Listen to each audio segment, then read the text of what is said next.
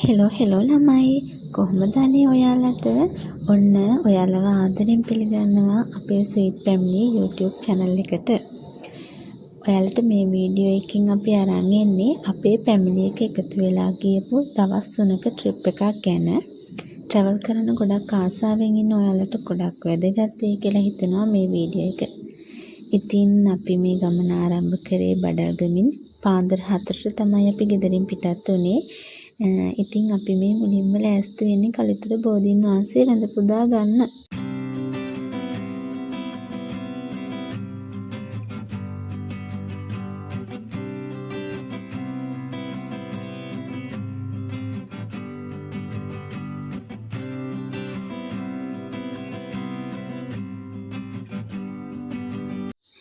ඉතින් ළමයි අපි මේ YouTube channel එකෙන් දාන පළවෙනි වීඩියෝ එක අඩුපාඩු ගොඩක් තියෙයි. ඒකට මුලින්ම සමා වෙන්න. හදාගන්න මොනම හරි දෙයක් තියෙනවා නම් අනිවාර්යයෙන්ම කමෙන්ට් එකක් දාගෙන යන්න.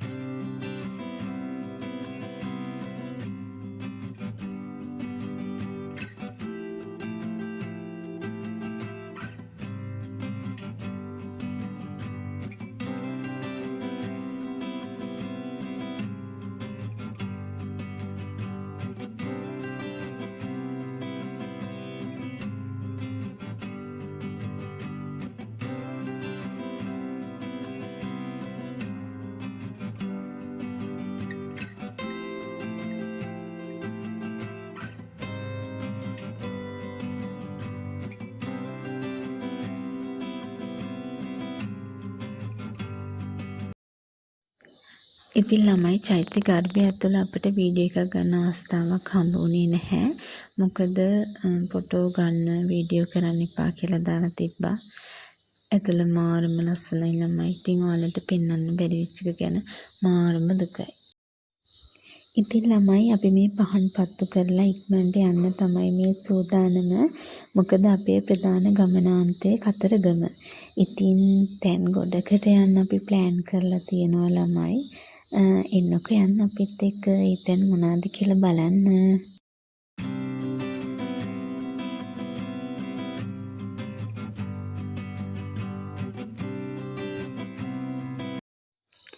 ඉතින් ඔය ඉන්නේ අපේ දඟමල්ල. එයාට සාදු කියන්න කිව්වම තැන අදාළ නැහැ. එයා උම තමයි වඳින්නේ.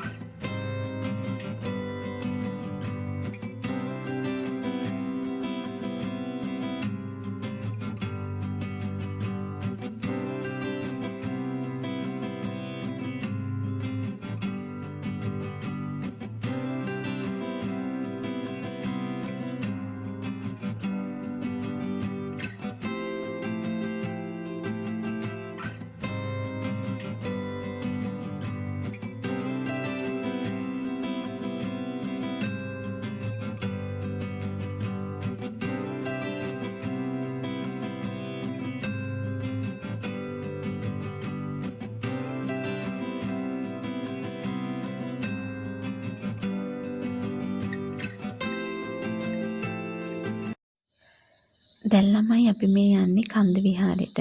හරිම ලස්සන පන්සලක් ළමයි මේක. බාරහාර ඔප්පු කරන්න මේ පන්සලට ගොඩක් අය එනවා. හාස්කම් එහෙමත් තියනවා කියලා කියනවා. ඒවා ඉතින් ඇත්ත නැත්නම් දන්නේ නෑ ළමයි. ඉතින් එන්නකෝ යන්න මේ පන්සලෙත් ඇතුලේ ලස්සන කොහොමද කියලා අපිත් එක්ක බලන්න.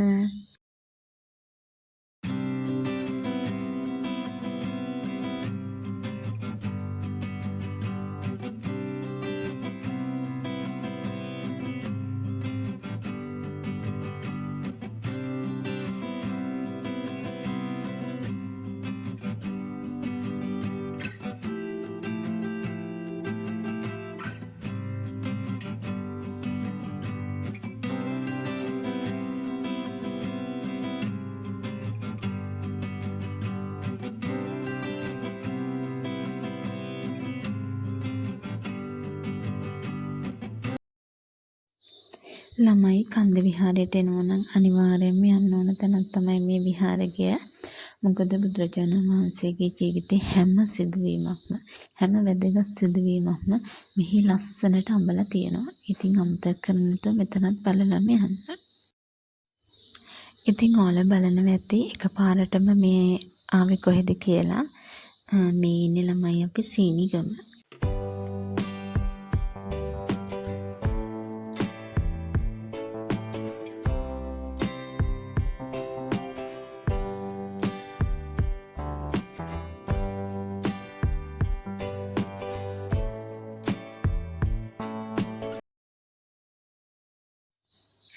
එතනින් කට් කරලා අපි ආවේ ළමයි ගාලුකොටුවට. ඉතින් ගොඩක් ආසාවෙන් ඇවිදින්න කියලා ආපු තැනක් වුණාට වර්ෂාපතනය නිසා අපිට ඒක හරියට කරගන්න බැරි වුණා.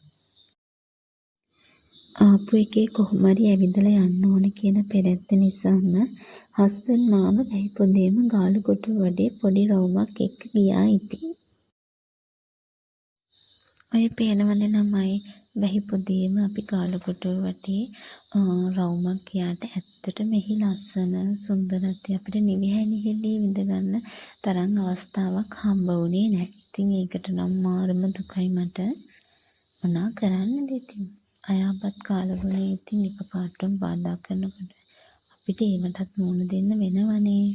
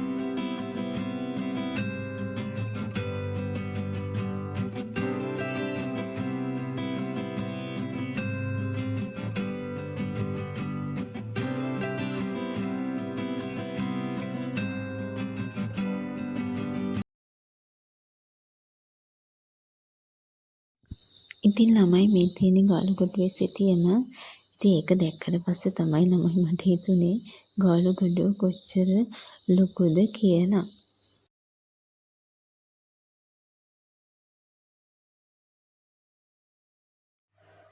ළමයි අපි දැන් මේ ඉන්නේ දෙවිනුවර මහා විෂ්ණු දේවාලයේ දෙවියන්ගේ නගරය. එහෙම නැත්නම් දෙවුන්දර පිහිටලා තියෙන්නේ මාතර ඉඳලා කිලෝමීටර් 5ක් ගිනිකොන දෙසින් පිහිටි කුඩා නගරයක. ජනප්‍රවාදවල සඳහන් වන විදිහට විෂ්ණු දෙවියන්ගේ පූජා භූමිය ලෙසද දෙවුන්දර සලකනු ලබනවා. දෙවුන්දර සමයේදී ලක්ෂ සංඛ්‍යාත ජනතාවක් දෙවුන්දරට එන්නේ තමන්ගේ හිතේ තියෙන භක්තිය නිසාමයි කියලා කියන්නේ. ඉතින් මේ දෙවුන්දර කියන්නේ විශේෂ වූ දෙවිවරු කීප දෙනෙකුගේද සිද්ධාස්ථානයක් වෙනවා. ඉංග්‍රීසියෙන් දෝන්දර ලෙසද දෙවිනුවර හඳුන්වනු ලබනවා.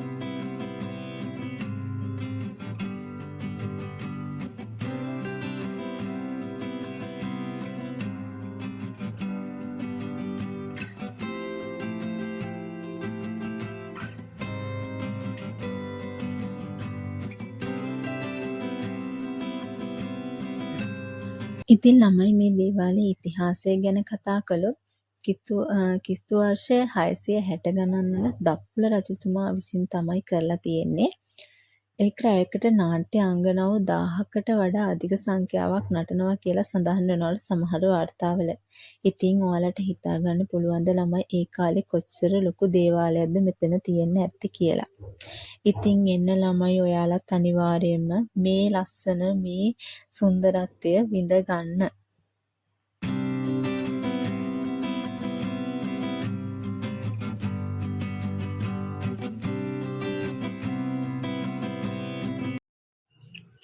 මේ ඉන්න ළමයි දෙවුන්දර ශ්‍රී විෂ්ණු දේවාලයට අයිති ඇතින්න. එයාගේ නම තමයි ලසඳා. එයා තමයිලු දෙවුන්දර ශ්‍රී විෂ්ණු දේවාලයටම ඉන්න එකම අලියා. බලන්නකො ළමයි ඉතින් මෙයාගේ කෝලම්. පොඩි ළමයිට එහෙම හරිම ආදරේ කරුණාවයි කියලා තමයි ඉතින් මෙයා බලාගන්න කෙනා කියන්නේ.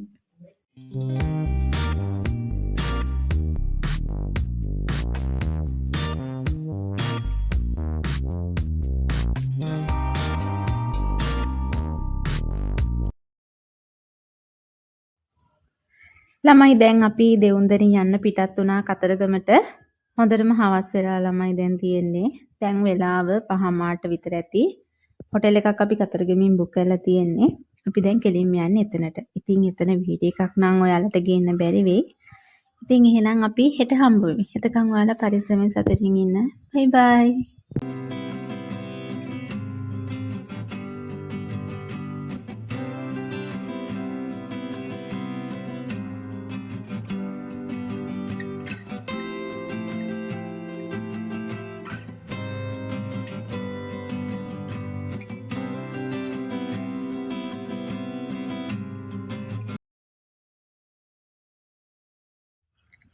කොහොමද ඔයාලට ඉතින් අපේ මේ ට්‍රිප් එකේ දෙවෙනි දවස තමයි මේ ආරම්භ කරන්න හදන්නේ.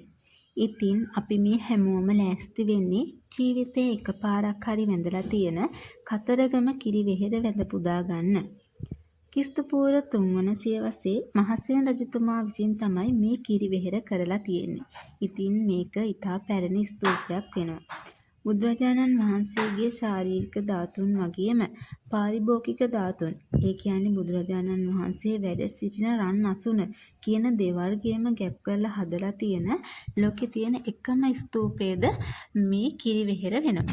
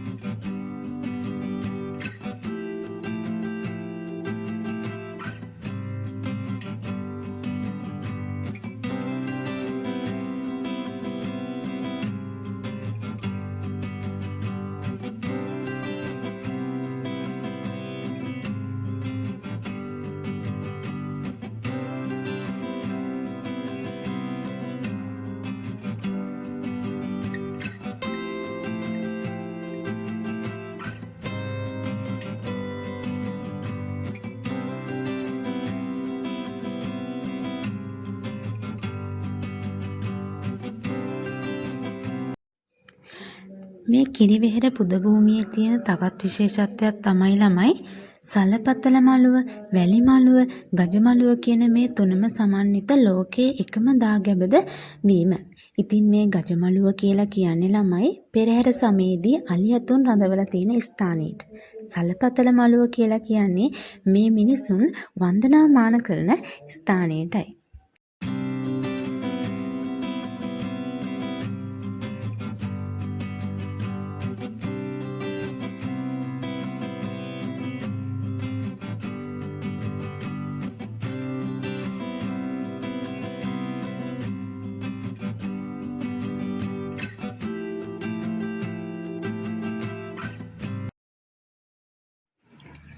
කතරගම කිරිවෙහෙර වැඳ පුදාගෙන අපේ මේ සූදානම කතරගම මහා දේවාලයේ වැඳ පුදා ගන්න. ශ්‍රී ලංකාවේ මැණික්ගඟ අසබඩ යාල ජාතික වනෝද්‍යානයට යාබදව පිහිටා ඇති ඓතිහාසික සිද්ධස්ථානයක් තමයි මේ කතරගම කියලා කියන්නේ. කතරගම පිහිටි කතරගම මහා දේවාලය යනු කතරගම දෙවියන් ලෙසින්ද හැඳින්වෙන ස්කන්ධ මුරුගන් වෙනුවෙන් පූජා කෙරුණු හින්දු සහ බෞද්ධ සිද්ධස්ථානයක්. කිරිවෙහෙර කතරගම මුරුගන් කෝවිල තවත් දෙස් විදෙස් ආකර්ෂණීය දිනා ගන්නා ස්ථාන වෙනවා. ශ්‍රී ලංකාවේ පවතින පූජා නගර කීපය අතරින් එකක් වන මෙයට ශ්‍රී ලාංකීය බෞද්ධයන් වගේම දෙමළ හින්දු සහ මුස්ලිම් භක්තිකයන් සහ ස්වදේශීක වැඩි ජනතාව පුද පූජා පවත්වනු ලබනවා.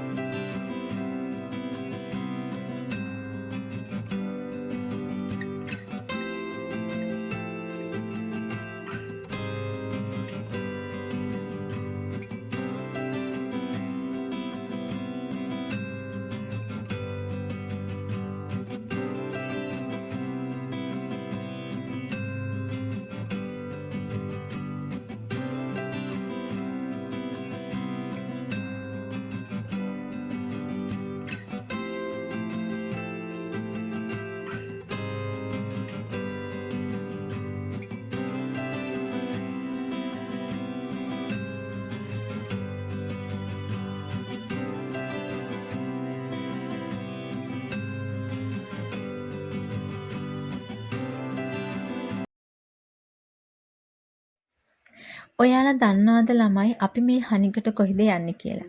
අපි මේ යන්නේ වැඩිහිටි කන්දට. කතරගම આવොත් අනිවාර්යයෙන්ම යන්න ඕන තැනක් තමයි ළමයි මේ වැඩිහිටි කන්ද කියලා කියන්නේ. ඉතින් මේ කතරගම වැඩිහිටි කන්දට යන්න පාරවල් දෙකක් තියෙනවා. එකක් පඩිපෙළවල් වලින් තමයි නැගලා යන්න තියෙන්නේ. හරියට නිකන් සිඩී පාදේ නගිනවා වගේ. ඉතින් ඒක හරිම සුන්දර ගමනක් වෙයි. නමුත් ටිකක් දුෂ්කරයි කියලා ඉතින් මට හිතෙනවා. මේ තියෙන්නේ අනිත් පාර. මේක යන්නේ වාහන වලින්. මේක කන්ද උඩ දේවාලෙටම මේ වාහනේ යනවා. ඉතින් යන්න අපහසු වයසක අයට එහෙම යන්න ගොඩාක් පහසුයි මේ ක්‍රමේ නම්. මොකද නැත්තම් ගොඩක් අපහසුයිනේ වයසක අයට පඩිපෙළවල් වලින් නැගලා කන්ද ගිහිල්ලා වැඳලා පෙරලා ආපහු එන්න. ඔයාලා වාහනේම උඩට යන්න බලාපොරොත්තු වෙනවා නම් එක් මගේකට වෙන්නේ රුපියල් 600යි කන්ද නගින්න සහ බහින්න දෙකටම. ඉතින් අපිට යන්න නම් ගියේ විනාඩි 10ක් වගේ පොඩි වෙලාවක්. හැබැයි එන්න නම් පැය කාලක් විතර ගියා. මොකද බෑවුම ටිකක් වැඩි. වාහනේ හරි පරිස්සමට අරන් එන්න ඕනේ. ඉතින් ඒ රියදුරු දෑත් වලට නම් දෙවි පිහිටයි. මොකද එයාලා මේ කරන දේ මොකද හරීම දුෂ්කර කියන්නේ ඒක ඇඟ හිරි වැටෙන ගමනක් වුණා මට නම් යනවා වගේ නෙමෙයි එන එක නම් ඇත්තටම ඇඟ ටිකක් හිරි වැටෙන ගමනක්.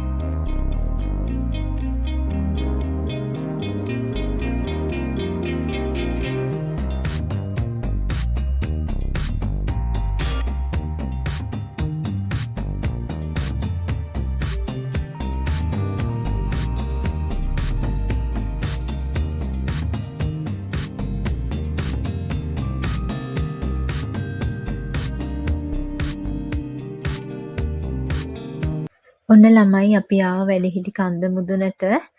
වැඩිහිටි කන්ද මුදුනට ඇවිල්ලා පහළ වටපිටාව බලද්දි තමයි ළමයි පේන්නේ කොච්චර සුන්දර කොච්චර ලස්සන පරිසරයක්ද තියෙන්නේ කියලා.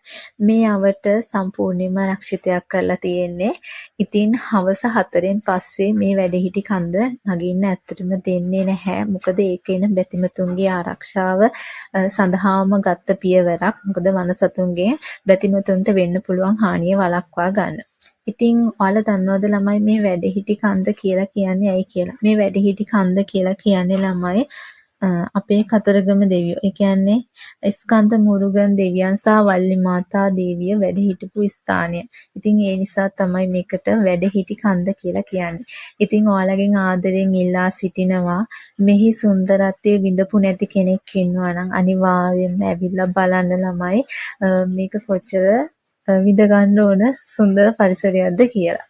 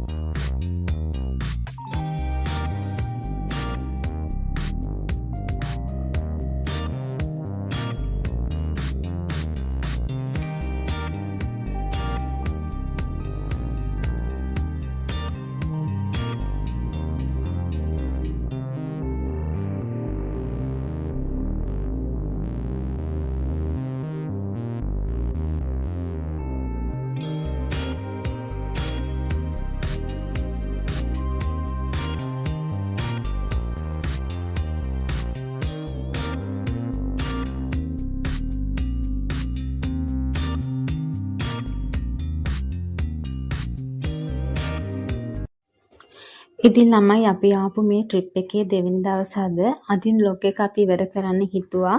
මොකද අපිට තව දවසක්ම ඉතුරු වෙලා තියෙනවා ළමයි. අපි තව ඇවිදින්න ප්ලෑන් කරපු තැන් කීපයක්ම තියෙනවා. ඒ ඔක්කොම එකම වීඩියෝ එකකින් ගේන්න අමාරුයි. මොකද වීඩියෝ එක ගොඩක් දික් වෙන නිසා. ඉතින් කතරගම අපි ආපු ට්‍රිප් එකේ දෙවෙනි දවස වෙනම පාර්ට් එකකින් ගේන්න අපි බලාපොරොත්තු වෙනවා. ඉතින් මේ වීඩියෝ එකත් එක්කත් අනිවාර්යයෙන්ම ඔයාලා එකතු වෙයි කියලා අපි බලාපොරොත්තු වෙනවා. ඉතින් ළමයි අනිවාර්යයෙන්ම වීඩියෝ එක ගැන ඔයාලගේ අදහස් කියාගෙන යන්න අමතක කරන්න එපා. ඒ වගේම අපේ ස්වීට් ෆැමිලි YouTube channel එක subscribe කරන්න. ඒ වගේම like එකකුත් දාගෙන යන්න. ඉතින් එහෙනම් ඊළඟ වීඩියෝ එකකින් හමු වෙනකන් ඔයාලා සතුටින් පරිස්සමින් ඉන්න හැමෝටම බුදු සරණයි.